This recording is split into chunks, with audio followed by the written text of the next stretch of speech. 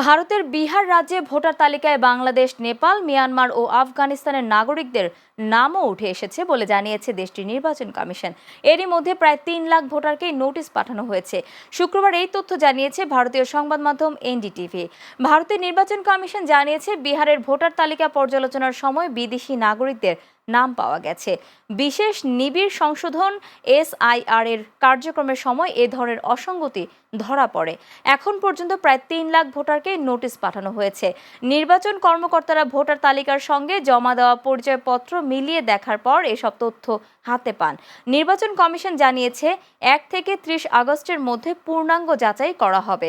যারা অনুপযুক্ত বলে প্রমাণিত হবেন তাদের নাম 30 সেপ্টেম্বর প্রকাশিত চূড়ান্ত ভোটার তালিকা থেকে বাদ দেওয়া হবে।